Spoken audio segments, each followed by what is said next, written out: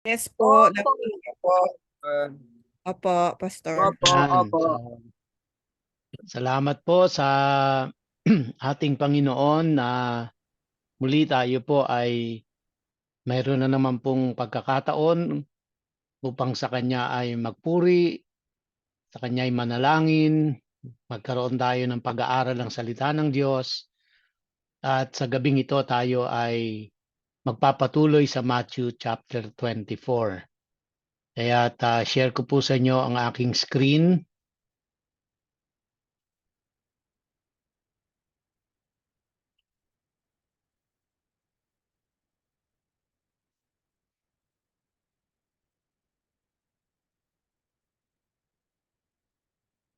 So ito pong pag-aaral natin ngayong gabi ay ikapitong bahagi na po ito. Pero may babalikan lang po ako doon sa nakaraan nating lesson, doon sa part 6. Kasi pinakinggan ko po yung aking sariling teaching nung nakaraan. At sa aking pong pakikinig ay may mga nabanggit po ako doon na maaring nagdulot ng kalituhan sa inyo, no? At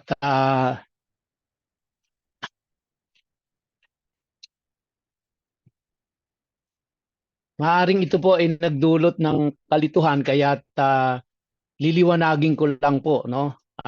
Yung babalikan ko lang po yung ilang mga talata doon sa nakaraan nating pag-aaral upang bigyang linaw po yung mga ibang binanggit ko doon. So I hope hindi ko kayo na-confuse, pero kasi nung pinakinggan ko po ay mukhang confusing yung aking mga statements. Kaya't liliwanagin ko po ngayong gabi. Pero bago po yan, samahan niyo po muna ako sa panalangin. Ama naming Diyos na makapangyarihan sa lahat, marami pong salamat, Panginoon, na Ikaw ang Diyos na nagbibigay sa amin ng kaliwanagan sa iyong mga salita. Maraming salamat sa matyaga mong pagtuturo sa aming lahat. At sa gabing ito ay muli inihiling namin na gabayan mo kami, tulungan mo po kami, aming Ama. Nais po naming maintindihan, lalo na po ang paksang ito na may kinalaman sa rapture at second coming. Alam po namin lahat na ito ay hindi madaling topic at kaya nangangailangan po kami ng iyong gabay at ng iyong kaliwanagan. Kaya tulungan mo po kaming lahat, Panginoon, sa gabing ito. Maraming pong salamat sa iyo po ang papuri at pagdakila sa pangalan ni Yeshua. Amen. Amen. Now, ito po yung binabanggit ko. Balikan lang natin yung Matthew 24, verse 27 at yung pong mga susunod na talata. Sabi po dyan, for when the Son of Man does come, it will be like lightning that flashes out of the east and fills the sky to the western horizon. So, ibig sabihin, ito po ay tumatalakay sa sa pagbabalik ng ating Panginoon, no? Na ito po ay hindi lihim. Ito ay masasaksihan ng lahat. At yung pong verse 28, pinaliwanag ko na po ito, wherever there's a dead body, that's where you find the vultures. So, hindi ko na babalikan yon. Yung verse 29, ito po yung gusto kong bigyan ng emphasis. But immediately following the trouble of those times, sa iba pong Bible, ang ginamit dyan ay tribulation, yung trouble of those times, no? But immediately following the trouble of those times, the sun will grow dark, the moon will stop shining, the stars will fall from the sky, and the powers in heaven will be shaken. Ito pong verse 29 na ito ay tumutukoy po sa second coming. Hindi po ito tumutukoy sa rapture. Okay? Ito pong verse 29 ay tumutukoy sa second coming. Pansinin niyo po ang pagkakaiba doon sa tumutukoy sa rapture. So ulitin ko po yung verse 29 ng Matthew 24 ay tumutukoy siya sa second coming ni Jesus Christ. Hindi siya tumutukoy sa rapture. So alin po yung mga tumutukoy sa rapture? Since ang pinag-uusapan natin dito ay ano yung mga signs or palatandaan ng rapture at ano yung palatandaan ng second coming. Kasi napag-aralan na po natin na ito ay magkaibang event para sa magkaibang grupo ng mga tao. Ang rapture ay para sa mga Christian churches, sa mga believers. Ang second coming ay para sa mga Hudyo. Ang babalikan ng Panginoong Hesus ay ang mga Hudyo. Okay? So, ang palatandaan sa muling pagbabalik or sa second coming ni Jesus Christ, ito pong binabanggit sa verse 29. The sun will grow dark, the moon will stop shining, and the stars will fall from the sky, and the powers in heaven will be shaken. So, babalikan ko po yung tinalakay natin sa Joel. Pansinin niyo po yung pagkakaiba. In verse 30, chapter 2 ng Joel, and I will show wonders in the heavens and in the earth, blood and fire and pillars of smoke. Verse 31, the sun shall be turned into darkness and the moon into blood before the coming of the great and awesome day of the Lord. So, diniscuss ko po yon na yung great and awesome day of the Lord, yung po yung tinatawag natin na wrath of God, no? The great and awesome day of the Lord, ang equivalent po niyan is the wrath of God. Okay? Sabi diyan, the sun shall be turned into darkness and the moon into blood. Napansin niyo po 'yon sa Joel, and the moon into blood. Doon po sa Matthew 24 verse 29, the moon will stop shining. So ang pagkakaiba po, sa second coming ni Jesus Christ, the moon will stop shining. Yun yung isa sa mga signs. Samantalang sa rapture, the moon will turn into blood. Hindi po will stop shining. Kaya sa second coming ni Jesus Christ, total darkness talaga. No? The sun stop shining and the moon will stop shining also sa second coming. Pero sa rapture, the sun shall be turned into darkness and the moon into blood. Kaya yun po yung tinatawag nating blood moon. Sabi diyan, before the coming of the great and awesome day of the Lord. Meaning, before the wrath of God, no? Before the wrath of God, ang makikita po natin is the moon will turn into blood and the sun will stop shining. So, kaya yung pagkakaiba, okay? Yun din po yung ano yan, ayaw lumipat po ang aking slides. Yon. Puntahan natin yung Revelation chapter 6. Sa Revelation chapter 6, sabi diyan, I looked when he opened the sixth seal, and behold, there was a great earthquake, and the sun became black, which means it stopped shining also, as sackcloth of hair, and the moon became like blood. So, kaya yung pong nasa Joel chapter 2 at saka yung nasa Revelation chapter 6 na nagsasabi po na the moon became like blood, yun po ay tumutukoy sa rapture of the church. Isa sa mga palatandaan na magkakaroon ng rapture ay yung pong moon ay magiging parang blood ang kulay niya at ang sun will stop shining. Whereas doon sa second coming ni Jesus Christ, ang mangyayari po naman doon sa sun, it will stop shining and then the moon will also stop shining. Mangyayari po talagang total darkness na ang mangyayari sa second coming. Sa madaling salita, sa rapture of the church, hindi po total darkness. Kasi yung moon ay nagkulay blood lang siya. Sa second coming, total darkness, Dahil yung sun, nag-stop na sa kanyang pagsikat, nagpagbigay ng liwanag, and yung moon ay nawalan na rin siya ng liwanag. Total darkness.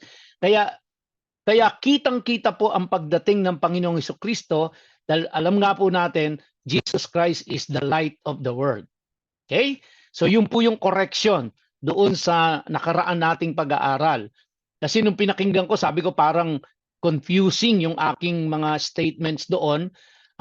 Napaghahalo ko yung na yung moon ay naging blood, yung moon ay tumigil sa kanyang pagsikat. So yun na po, klaro na tayo, maliwanag na po tayo doon, no?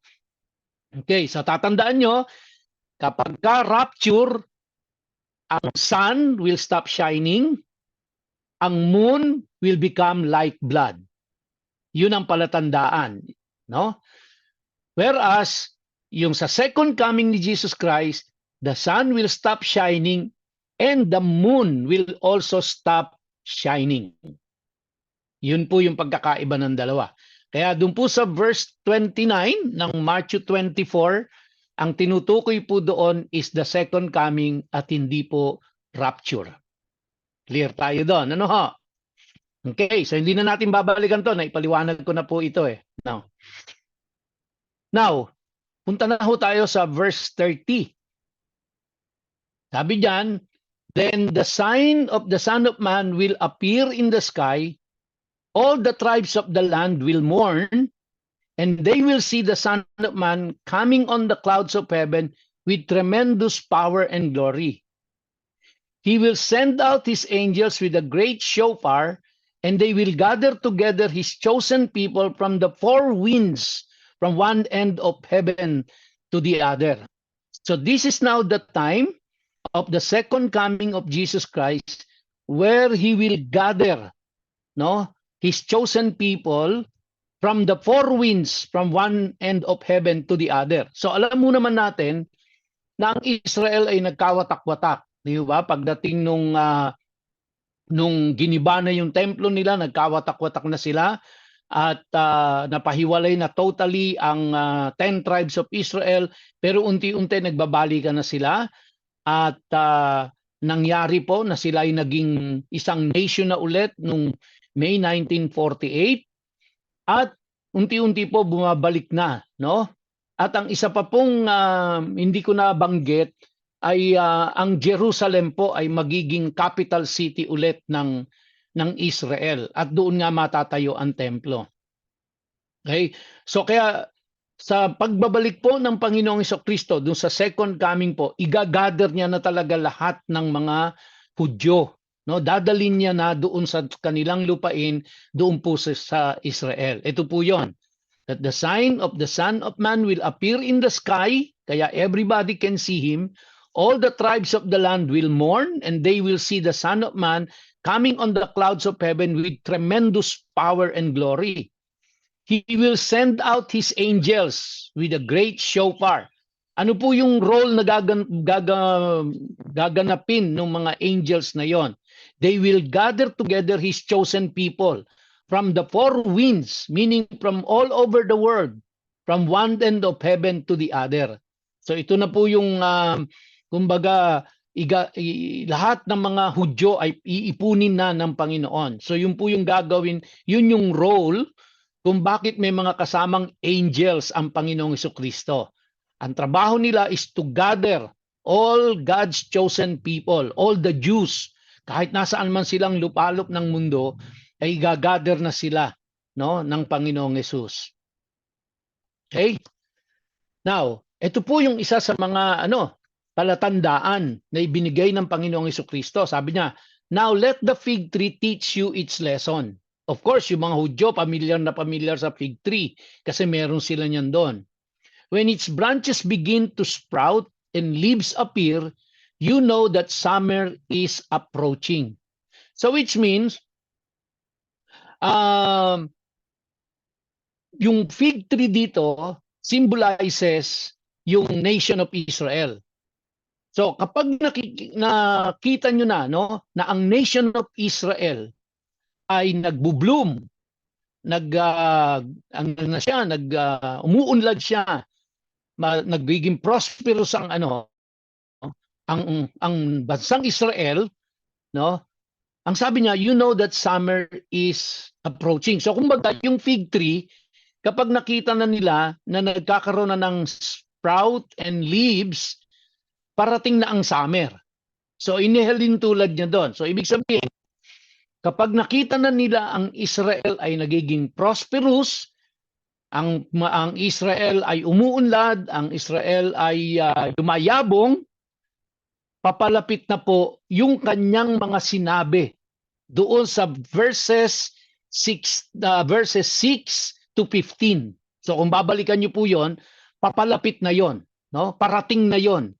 Kapag nakita niyo umuunlad, nagiging mayaman ang Israel, so yung mga binanggit niya doon sa verses 6 to 15, yun ay paparating na. Okay? So, verse 33. Balikan nyo na lang po yung 6 to 15 na yun, kung ano yung mga sinabi doon. Sa verse 33, in the same way, when you see all these things, ano po yung all these things na binabanggit niya? In the same way, when you see all these things, which means, yung mga binanggit niya po doon sa verses 6 to 15, when you see all of those, you are to know that the time is near, right at the door.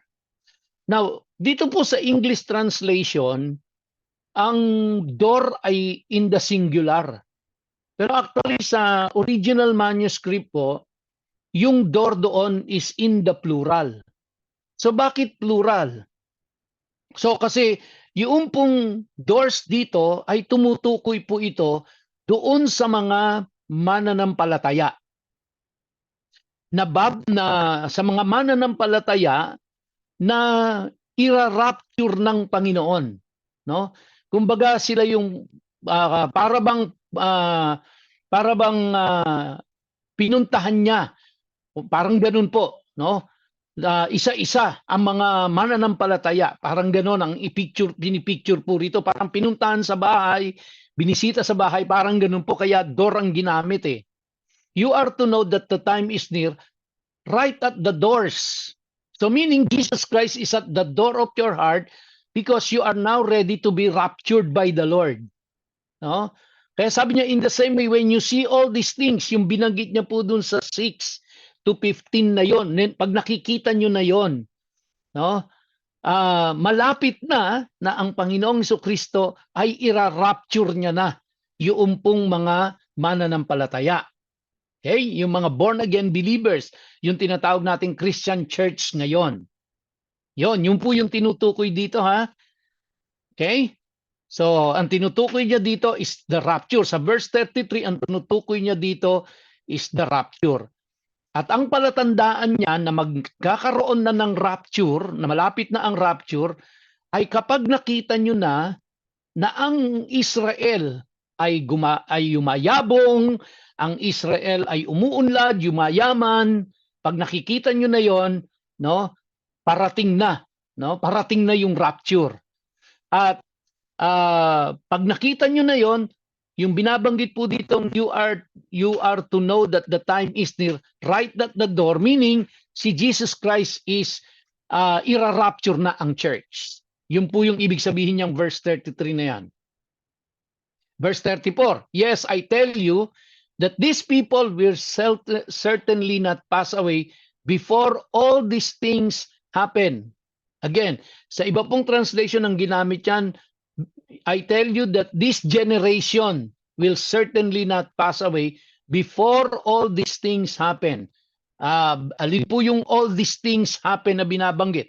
Yung binanggit niya po doon sa verse 6 hanggang 15, no? Verse 6 hanggang 15. And then verse 6 po hanggang do sa pinag-aralan natin yung nakaraan, yung verse 29, 30 and 31, no? So, now verse 35, heaven and earth will pass away, but my words will never pass away. So, ano po ibig sabihin nito, mga kapatid? Heaven and earth will pass away, but my words will never pass away. Which means, lahat itong kanyang binabanggit na ito ay mangyayari. no? So ibig sabihin talagang in comparison with heaven and earth, again, ulitin ko po pag pinag-usapan natin ng heaven, may tatlong ibig sabihin sa mga Hudyo yan. So hindi po yan yung tirahan ng Diyos, because definitely ang tirahan ng Diyos will not pass away. Okay? So kaya yung heaven na binabanggit dito is yung pong clouds na nililiparan ng mga ibon, no? Yung mga ulap na nakikita natin, and the universe. Kaya po makikita natin magkakaroon ng new heaven and new earth. No? Hindi po tinutukoy doon yung tirahan ng Diyos.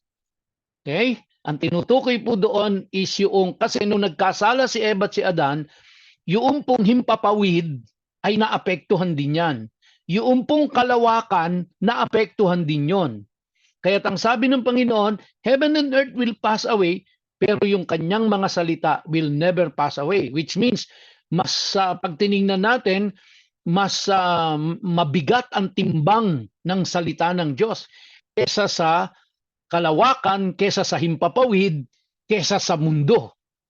Ganong kabigat ang salita ng Diyos. No? Kaya it will never pass away, meaning mangyayari at mangyayari kung ano ang kanyang sinabi. Verse 36, but when that day and hour will come, no one knows, not the angels in heaven, not the Son, only the Father. Okay?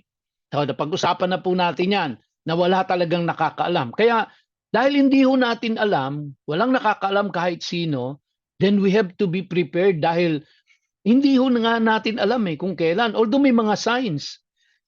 Lalo na po, kasi ganito po yan maaring ang matagal pa yan, hindi pa nga natatayo ang templo di ba? So kaya iisipin natin, pwede akong magpaloko-loko sa buhay ko ngayon kasi wala pa naman ng templo. Pag natayo na ang templo, magpapakabait na ako. Kaya ako ay magiging obedient, magiging faithful na ako. Ako ay maglilingkod na sa Diyos dahil ibig sabihin, pag nakita ko na yung templo, malapit na ang rapture. Kaya doon na ako magpapakabait, doon na ako maglilingkod sa Diyos. Kaso ang problema, hindi mo alam kung kailan ka mamamatay. Hindi ba? Hindi mo alam kung kailan ka mamamatay. So, kung abutin ka, oo nga't wala pang templo, pero alam na mo naman natin kahit ang kamatayan, hindi natin alam kung kailan darating. Kaya ibig sabihin talaga, dahil alam na natin ito na mangyayari ito, sinabi na ng Diyos yan, His words will never pass away, no? Ang kalawakan at ang himpapawid ay mawawala, pero mapapalitan yon, pero ang salita niya hindi mawawala yon, mangyayari yon. Kaya habang may lakas tayo, habang nandito tayo sa mundong ito at mapalad tayo, nalalaman natin ito, then paghahandaan ho natin yon. Dahil binanggit din naman sa atin na kapag tayo'y pumanaw at hindi pa nangyayari yon, ira-rapture pa rin naman tayo Hindi ba? Kasi bubuhayin ulit tayo muli ng Diyos para i-rapture So yun nga lang, kumbaga pinatulog lang tayo. Kaya hindi tayo pwedeng magpa-banjing-banjing dahil wala pa ang templo. Dahil wala pa tayo nakikitang uupuan si Antichrist o hindi pa magra-rapture yan. Di ba? Kasi yun ang mga palatandaan Kaya lang po, yun nga, hindi natin alam kung kailan tayo mamamatay. Pag namatay ka, pag namatay ka at ikaw ay namatay na nananampalataya sa Diyos, nagtitiwala sa Diyos, at ikaw ay naglilingkod sa Diyos, ikaw ay nanatiling tapat na naglilingkod sa Panginoon, then pagdating ng rapture, ikaw ang unang bubuhayin. Actually, yun ang sinabi sa atin Bago i-rapture yung mga buhay, bago kunin ng Diyos yung mga buhay, yung mga patay, bubuhayin niya muna. At sila yung unang kukunin ng Diyos. At tapos, yun nga po, kasama na yung mga inabutan na buhay dito sa mundo. So kaya, may epekto pa rin. Kaya hindi tayo pwedeng magpabanjing-banjing sa buhay Kristiyano natin. So, kaya talagang sinabi na nga ng Panginoon sa atin na sinabi niya na sa atin ito in advance. Bakit niya sasabihin sa atin in advance? Because we have to prepare for it. Kaya sabi ko nga po, ang paghahandaan natin is the rapture. Kasi kahit ikaw ay buhay or ikaw ay patay, kung ikaw ay nananampalataya sa Diyos, nagtitiwala ka sa Panginoong Hesus, ikaw ay ira-rapture. No? Oh, mamatay ka man ng wala pang rapture, pero darating yon, no? Na ira-rapture ka rin. Sabi diyan. Kaya sabi ni Lord, heaven and earth will pass away, but my words will never pass away. Verse 36, but when that day and hour will come, no one knows, not the angels in heaven, not the Son, only the Father. So, clear na tayo doon. Pakinggan niyo po ito. For the Son of Man's coming will be just as this was in the days of Noah. Now, yung verse 37 po ay tumutukoy naman sa rapture. Bakit ko po nasabi? Kasi kinumpara niya ito doon sa panahon ni Noah. Okay? Sabi niya, for the Son of Man's coming, again, ulitin ko po, yung statement na for the Son of Man's coming ay tumutukoy po sa rapture at hindi sa second coming. Bakit po? Sapagkat yung sumunod na statement ang sabi, ito ay katulad nung panahon ni Noah. So, babalikan natin ngayon yung panahon ni Noah para maintindihan natin, no? Na ito ay tungkol sa rapture at hindi sa second coming. Right, verse 38. Back then, sabi niya, before the flood, no? Before the flood, now yung flood po, yan po yung wrath ng Diyos nung time ni Noah. Okay? So kaya kumbaga pag binasa natin, before the wrath of God, ito naman, before the flood, no? Ano po yung mangyayari before the wrath of God? Hindi ba rapture? Kaya po yung verse 37 talks about the rapture and not the second coming. Kasi kukunin natin yung context. So ang context dito, yung panahon ni Noah. Sabi diyan, back then before the flood, ano po ginagawa ng mga tao? People went on eating and drinking, taking wives and becoming wives. So ibig sabihin, normal living sila before the wrath of God, before the flood. Normal living.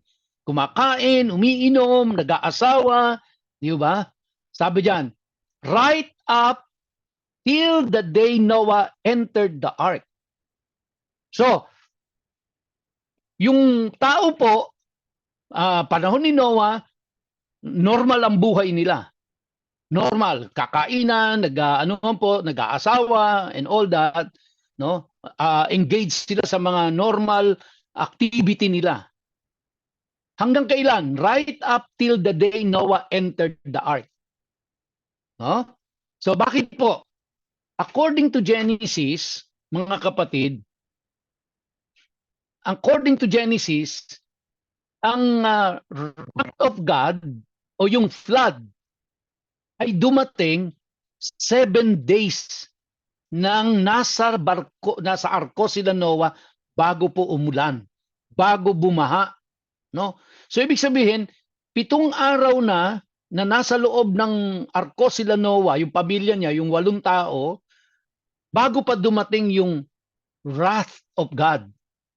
So, kaya po yung pagpanik nila Noah, yung pagsampa nila dun sa kanilang arko at nagsara na yung pinto, yun po ay picture ng rapture. Kasi parang ni-rapture sila. Pero ito, sila po ay pumasok sa arko. Kaya sabi dun sa verse 39, and they didn't know what was happening. Hindi nila alam kung anong nangyayari. Di ba? So anong nangyayari? Kasi pumanik na si Noah doon sa barko sa arko. Pero si Noah during that time preach siya, no? Nangangaral siya ng kaligtasan pero pinagtatawanan lang siya, walang nakikinig sa kanya. Hanggang dumating po yung time na pumanik na si Noah. Kumbaga po yun ang picture ng rapture kasi umakyat na sila doon sa barko. Sabi diyan, and they didn't know what was happening until the flood came and swept them all away. Now, mga kapatid, may dalawa pong ibig sabihin yung swept them all away. Kasi pag binasa natin, ang sabi diyan, and they didn't know what was happening until the flood came and swept them all away. So ang intindi natin diyan, dahil bumaha, no, nagkalunod ang mga tao. That's That's the first meaning po nun. But the other meaning of that is, no, until the flood came and swept them all away, ito po yung tumutukoy naman kay Noah at ang kanyang pamilya na dinala na sila sa barko. O doon sa arko nila. Okay? So, kaya, kumbaga, the rapture happens, 7 days after that, dumating ang wrath of God. Kaya ito pong kay Noah na ito ay tumutukoy sa rapture, no? Nagsasalarawan ito ng rapture. At sabi niya diyan, it will be just like that when the Son of Man comes. Okay? So it will be just like that when the Son of Man comes. So parehas din ho. Kaya kung natatandaan niyo po, in the beginning of Matthew 24, meron pong binanggit doon, hindi ko lang ma-recall kung anong verse, pero babalikan natin. Binanggit po doon na understand the allusion. Binanggit. So ibig sabihin, unawain mo yung pagkakahambing na naganap noon. So katulad ho nung naganap sa Egypt, di ba? They cried out to the Lord and the Lord listened to them at sinave sila ng Diyos.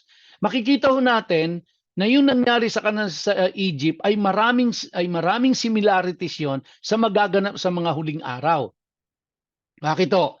Katulad ng binanggit ko nung nakaraan, di ba? Ang mga Hudyo, dadanas sila ng tribulation doon sa kamay ni Antichrist. Pero hindi sila dadanas ng poot ng Diyos. Balikan nun natin yung kasaysayan sa Egypt. Di ba nung nasa Egypt po sila, yung doon sa 10 plagues, yung unang 3, damay sila, nararanasan nila. Pero yung huling 7 plagues, Egyptian na lang po ang tinamaan nun, hindi na sila. So, kaya yung pong mangyayari sa kanila sa huling araw, ganun din. Dadanas sila hindi ng poot ng Diyos, dadanas sila ng tribulation from the Antichrist.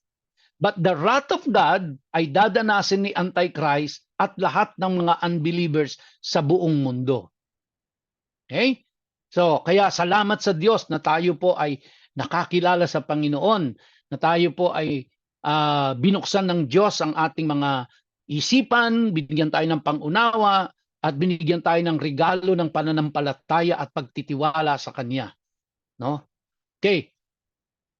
Now, tingnan niyo po yung verse 40. Then there will be 2 men in a field. One will be taken and the other left behind. So ano pong pinapakita natin dito? Ano po yung field? It's a place of work. Then there will be 2 men in a field, one will be taken and the other left behind. Meaning, ganyan po mangyayari sa rapture. No? May maiiwan po. So kaya normal tayong nagtatrabaho, normal tayong nasa pamilya or nasa simbahan o kung ano man yung ginagawa natin. And when that rapture happened, meron po talagang maiiwan. Yung mga hindi mananampalataya. Okay? Kaya, I don't know. Ito po ay akin lang namang ini-imagine, no, na dapat ang mga Christian churches, pag nagkaroon ng rapture, dapat walang maiiwan. Dapat walang maiiwan doon. So habang tumutugtog yung gitarista, biglang mahuhulog na lang yung gitara, o yung preacher biglang mawawala. Di ba? So kaya po ang malungkot po kung mismong sa may simbahan, Christian churches, may maiiwan. Ibig sabihin, merong hindi totoong born again doon. Di ba? So, pero yan po ang sabi sa atin eh. There will be 2 men in a field, one will be taken and the other left behind. It is a picture of rapture, no? Na magkakaroon ng rapture talaga. Kukunin ng Diyos at merong mga maiiwan. Uulitin ko po, ang maiiwan ay yung pong hindi nagtiwala sa Panginoong Hesukristo bilang kanilang sariling tagapagligtas at Panginoon ng kanilang buhay. Kaya't kung ikaw ay sigurado ka na ikaw ay tumanggap sa Panginoong Hesus, nagtiwala sa Panginoong Hesukristo, naniwala ka sa kanyang finished work on the cross of Calvary, then you have nothing to worry. Whether buhay ka, ira-rapture ka. Kung mamatay ka man, ira-rapture ka pa rin. No? So kaya wala talagang katalo-talo ang Kristiyano eh. Mabuhay o mamatay, ikukunin ng Diyos eh. No, talagang napaka-blessed natin, no? Sabi diyan, there will be two women grinding flour at the mill. One will be taken and the other left behind. Now, napansin niyo po, sa verse 41, there will be two women. Balikan natin yung verse 40. There will be two men. Ano po ang ibig sabihin niyan? Pag binanggit po ang men and women, ito po ay tumutukoy sa buong humanity. So ibig sabihin, ito pong rapture na ito, affected ang buong humanity rito. No? Affected ang buong humanity. And ang mga tao ay walang alam sa nangyayari, parang panahon po ni Noah.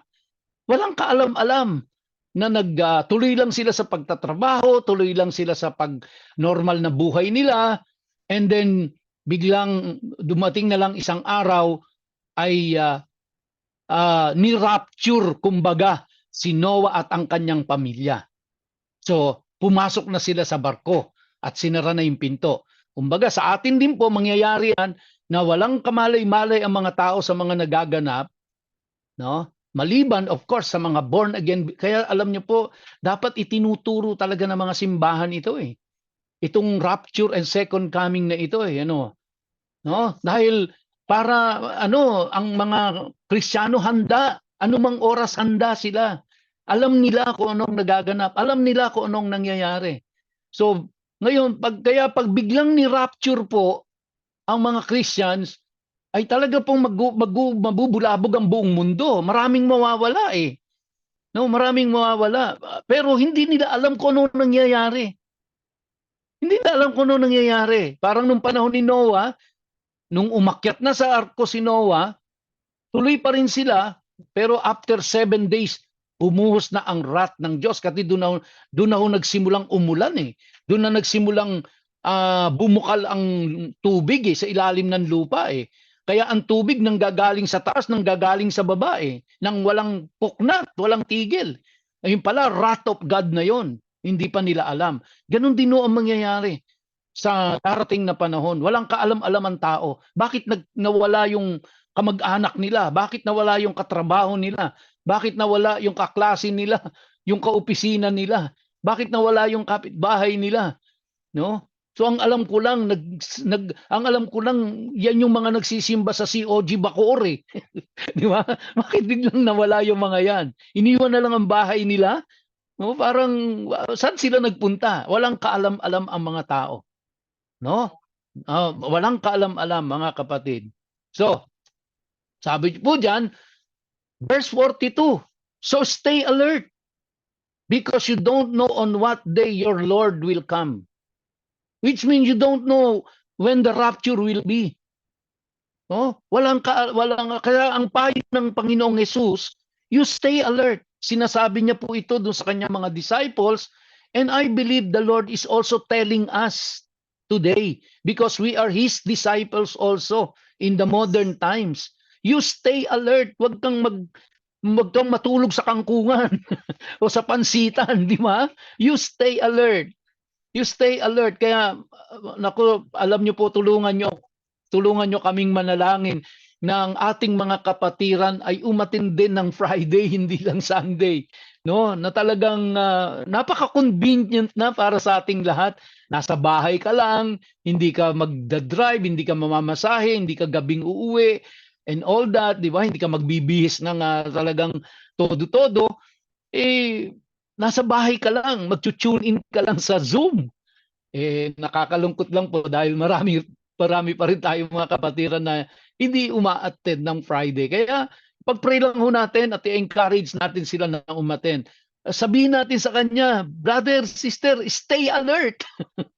Dahil yun ang pahayo ng Panginoong Hesus eh. No? You stay alert. Huwag kayong tutulog-tulog. You stay alert. Verse 43. But you do know this, had the owner of the house known when the thief was coming, he would have stayed awake and not allowed this house to be broken into. Now, since maiksi na lamang po yung oras ko, puputulin ka po muna dito at itutuloy natin sa susunod na Biyernes po natin. Hanggang verse 42 muna tayo, no? So, kaya po mga kapatid, let us encourage one another. Kaya mahalaga po yung tayo ay nagche-church, nakikita-kita, to encourage one another so that we can stay alert dahil hindi nga ho natin alam kung kailan darating yon, no? Maaring iniisip natin matagal pa yung second coming, matagal pa yung rapture, pero hindi po natin alam kung matagal pa ang buhay natin o maiksi na. Hindi natin alam kung kailan tayo papanaw, di ba? Kaya we have to stay alert. We have to serve the Lord hanggat malakas tayo, hanggat binibigyan tayo ng pagkakataon ng Panginoon. Let us serve the Lord by serving one another. No? Yun po, by praying for one another, by encouraging one another, talagang ito po ay tungkuling dapat nating gampanan, mga kapatid. So, magpalakasan tayo sa isa't isa at manatili tayo sa ating pananampalataya at paniniwala sa ating Panginoon.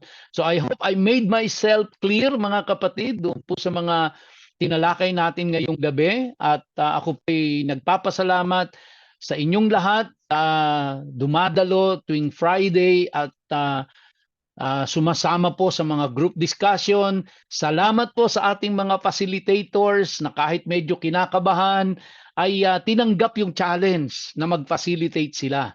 At naumpisahan nyo na po yan, well, hindi na magiging mahirap yung mga susunod pa. And habang ginagawa nyo po yan, magiging bihasa na kayo dyan. And that is one way of serving the Lord also, because you are serving your brothers and sisters. Amen? So God bless you all po mga kapatid, at tayo magsasara sa panalangin. At I think si Ricaila yata